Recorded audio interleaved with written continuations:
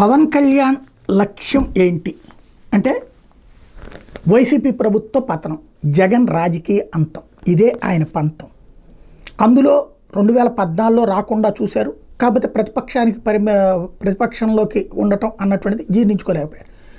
2019లో జగన్ ఎట్టి పరిస్థితుల్లో అధికారంలోకి రానియనని చెప్పి శపథం చేశారు. తీరా చూస్తే జగన్ అధికారంలోకి వచ్చాడు. పవన్ కళ్యాణ్ 2 చోట్ల ఓడిపోవడంతో కసి మరింత రగిలింది.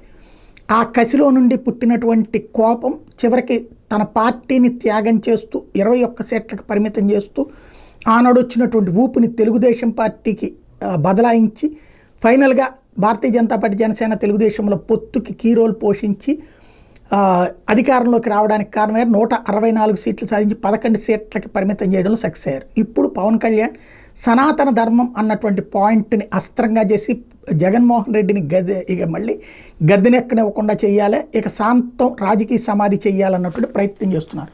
సాధ్యమా ప్రజాస్వామ్యంలో?